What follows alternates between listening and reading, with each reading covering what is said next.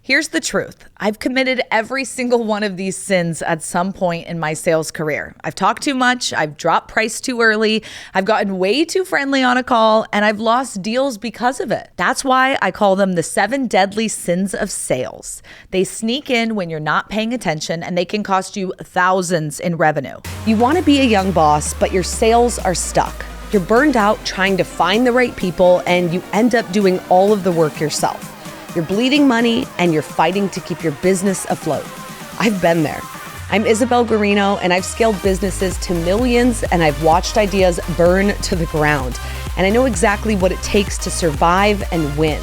This is Young Boss, the podcast that helps you break through the barriers standing between you and the business you deserve, where youth is your power.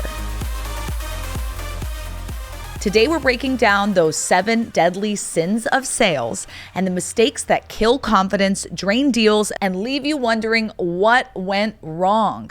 Skip these sins and you'll sell stronger, smarter, and with way more authority. The biggest key to sales is listening. And if people describe you as someone who can sell ice to an Eskimo, then the number one thing you need to start practicing is actually listening. The first sin is not closing the loop on objections. The fastest way to lose a deal is to leave a question hanging in your client's head. If you don't close the loop, that objection will continue to play in the client's head and their mind over and over again. And this one is super important because objections always come up in sales. There's always a reason why someone can't buy right now, why, they don't have the money for it, why. But an objection left unresolved makes it harder for that client to buy because you have not been able to close that loop in their mind. So the question just continues to get actually bigger and stronger. So you as a salesperson must solve every objection with your product or service so that they feel like it's the exact answer that they've been looking for. Now, if it's not the solution they've been looking for, do not lie, okay? But there are so many different ways you can position a product to answer someone's problem or solution just by using your language differently. Have you ever walked away from a call and thought, I should have gone back and answered that one question? That's exactly what closing the loop is. If someone mentions up front, okay, well, I have this problem, or XYZ, I have this concern, and you just bulldoze past it to say, this is the value and this is and just focus on your script and what you're supposed to say, you lost them because you never answered that one thing. Take every objection seriously and don't let them echo in that customer's head. Silence the doubt, answer the objection, and prove why your product services them, and then move forward. Because the next sin, it's what happens when you speak too soon. Sin number 2 is revealing the price before building value. Listen, I am so guilty of this, and I know many salespeople listening are too, and that can be the death sentence in sales. Blurting out your price before they even know why it matters. When you drop the price thinking that they already know the value, they already understand, but no matter what they've seen or heard, you still have to build the value first. You have to let them know and understand why it is worthy of that price point, because clients don't inherently know why your price makes sense. If you're going to go buy something super expensive, you want to hear why the engine is so much better than everyone else out there, and the paint is incredible and you can't find it anywhere, and the leather is from Italy. You want to build all these things so when you drop that price, you're like, wow, that actually makes sense. The framing of value first is what makes them say, actually, that's probably a steal of a deal. If I had to go redo this or build it on my own, it would be way more expensive. I think of a time where I'm having a conversation with a client and I'm super excited, and immediately it's just, a lot of people will call and they'll ask in the first couple of minutes of a call, well, how much does it cost, right? And so what do you do when that happens? And really, there are so many sales tactics and things that you can do to really pull it back. But if you just are like, hey, it's $5,000.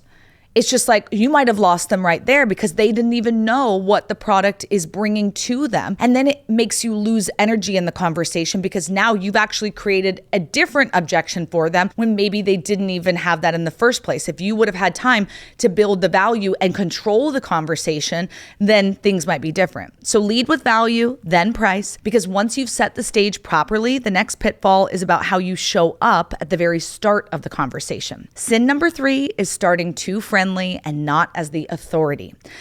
Being liked is nice, but being respected closes deals. And if you are a young boss or just a young person in business, you can really fall victim to this one a lot. If you don't position yourself as the authority, or you're too relaxed, too chill, people start thinking, oh, we're friends and I'll get a special deal.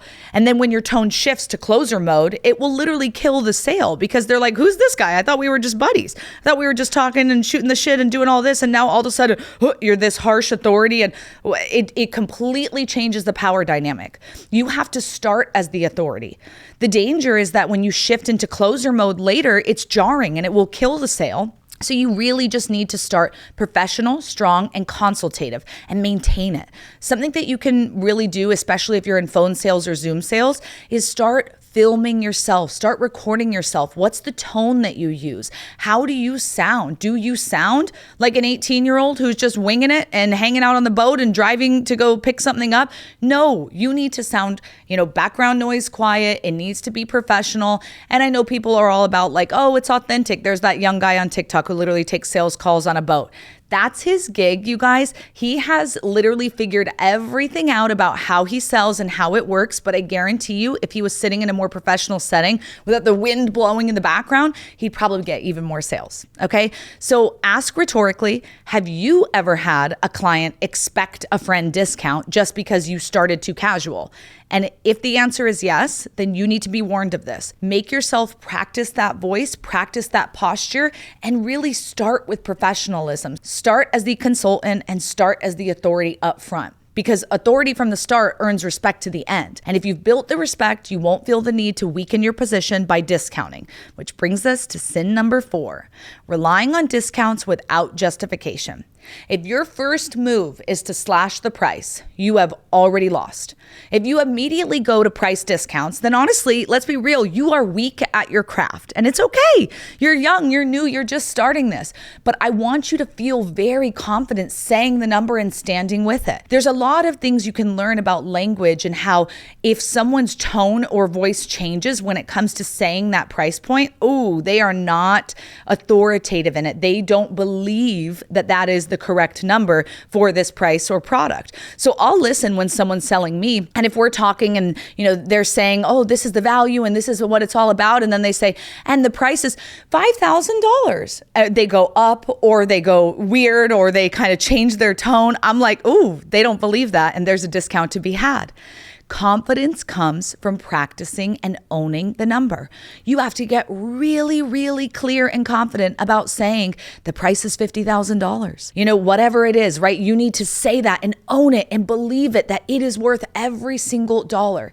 And even if discounting is possible, it must have urgency and a reason why, or some sort of credit attached. Because discounting early actually says that you're desperate and that you're lacking confidence, okay? Because if you believed in what the product price really was, you wouldn't even go there. You would make them beg you for it. And I mean beg, not just ask, beg. Because there is a lot of times where you could get the product at full price. You could sell it there, but you're not willing to because you just want to go straight away to be liked and get what you want to get at the end of the day, which is that quick commission on the other side. I get it. You need to stand tall on your price because the moment you start over-explaining or over-talking, you actually slip into the next deadly trap, saying too much. Sin number 5 is talking too much. And here's the brutal truth. If you are doing most of the talking, you're losing the deal. Are you guys tracking with me now? We've gone through 5 of these and some of you are like, yikes, I do all 5. It's okay. These are all things you can learn and work through. But if you are talking more than your client, you just killed the deal. Sales is about being an excellent listener. I said it up front, and I think that a lot of people work on sales skills and sales tactic, but they don't work on listening. That is a practice skill as well. We don't teach it in the same way. We teach you how to talk, but talking too much gets you focused on yourself, your product, your service, and not on the client's needs. There's an easy way to find out if you're talking too much. You can start recording yourself, and there's so many different AI systems that will literally tell you how much time you spent talking versus the other person on the phone or the Zoom. And if yours is more than like 30%, you're probably talking too much. Because if you let the client talk, you guys, secret, they will tell you exactly what they care about. If you pause and you let them talk, They will tell you what direction to go. They will tell you what they're concerned about. Hey, it's Isabel from Young Boss, and if you are struggling in your business and want to talk to a consultant who's been there, done that, listen, I'm your girl. I've got consultations available right here in the show notes or on our website at theyoungbosspodcast.com. Go check it out and schedule a call so we can connect on how to improve your business, enhance your team, even scale. Whatever you want to talk about, I'm here to help you with it. Go schedule, and I look forward to talking to you. Now, back to the show. Okay, I'm really going to encourage you to reflect. Who is doing the most talking in your sales call, you or the client? And if the answer is you need to practice listening. Practice being an active listener. Let them tell you what their problem is so that you can solve it with your product or solution. If you don't hear their problem, you're going to make an assumption. Literally just a couple weeks ago, I was at an event and this girl comes up to me. She's like, hey, I'm a stylist and I work with CEOs and entrepreneurs. And I know that CEOs have such a hard time shopping and finding clothes that work for them and clothes that will look great on stage and this and that. And I know it's probably the thing you hate the most. So what I do is, and she went into her pitch about how she wants to style me, right? Cool, love that. But guess what? I love shopping and I love finding clothes and I love doing all that stuff. So she just made a whole lot of assumptions and she does, and can I get your email so I can send you more information? And it's just like, sure, girl, sure. But I will never work with you because you didn't even listen to what I have to say. Instead of saying, do you have trouble finding clothes that work for you? Do you enjoy shopping? Asking questions, get someone to talk, and then you can listen and then craft your pitch to work for them. She probably could have got me if she would have just asked me questions up front. And I could have said, I do love it. And I don't have a ton of time, but I shop online, but I would love to know what actually looks best on me. I'd love someone to look at all of my clothes and say, hey, these are your colors. This is your style. And I would have hired her for those things, more of the next level than what she was offering. Hey, I'll do the shopping for you. No. I want the consultative part of what you do. She probably could have charged me even more than she's charging the other CEOs because I'm asking for an extra level. So the most important thing that you need to be listening for when you're asking these questions is pain. And that leads us to sin number 6, not getting a pain point. You know, when she's asking me those questions or lack thereof, I would have described to her, hey, this is my problem. I don't know how I look on stage until I see the photos or see the videos. And then I'm like, yikes, that wasn't a great outfit. I thought it was cute, but I don't know. If you don't get the pain, you don't get the sale, okay? Almost all purchases, literally all, are based on pain. You get very few on pleasure, but all decisions and purchases are based on pain or pleasure, but more than likely it's based on pain. If you don't have a pain point, it's going to be really hard to paint the picture of how you can solve it. Here's some examples. You're hungry, right? What do? Buy food. That's pain. You're hungry, right? You're like, oh, I need that next thing. Okay, great. You're overweight. You buy Ozempic, right? Without identifying the pain, it's almost impossible to make your product or service feel urgent. It's almost impossible to identify why they need you so desperately. If no pain point is uncovered, why would they buy today? There's no urgency. There's no actual reason because I can paint the picture of, hey, I can show you how to make $10,000 a month. That's casting a vision, casting a goal, casting, the pleasure that you could get. I can say, what would that do to your relationship with your kid? How would it feel to know that your mortgage is covered every night? I'm talking pleasure, pleasure, pleasure. That gets a lot less people to buy than if I turn it to pain and I say, what does your life look like if you keep going down this path where you don't have enough money to pay your bills, where you can't afford your child's college, where you don't know where you're going to get the money to buy dinner tonight? Those say, shit, I gotta buy today. These are like, oh, that sounds amazing and I'd love to have that one day. See the difference? You guys, pain is the fuel that drives decisions. But even with pain on the table, if you're not proactive about the objections, number one, okay, you are still going to stall out. Which leads us to the last one, number 7.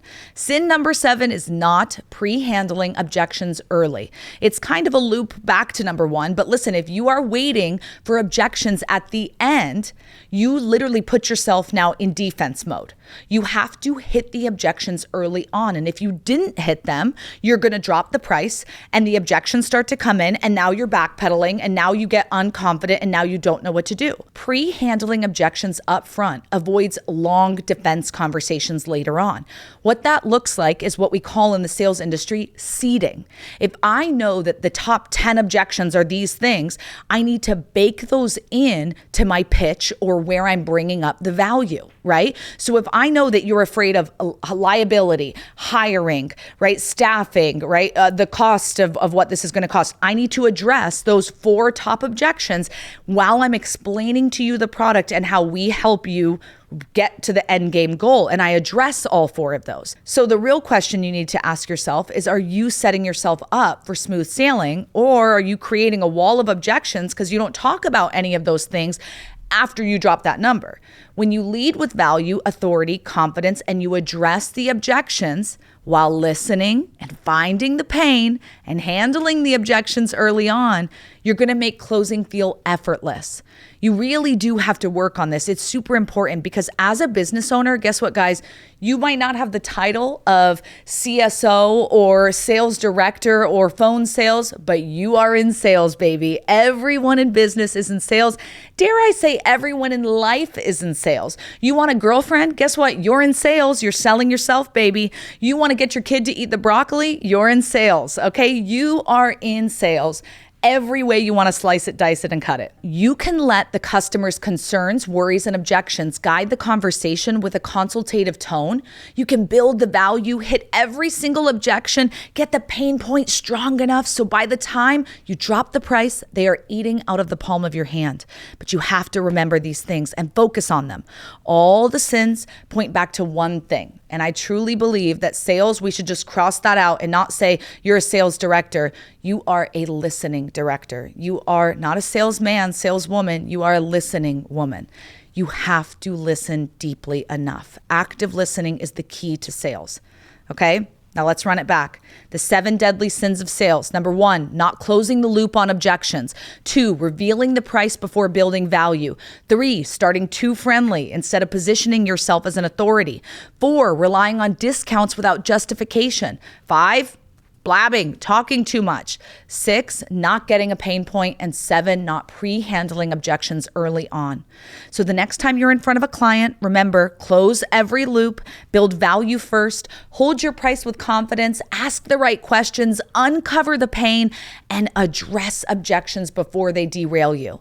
Sales isn't about being perfect. The more authentic you are, the better. But it is about being disciplined, listening deeply, and staying strong in your value.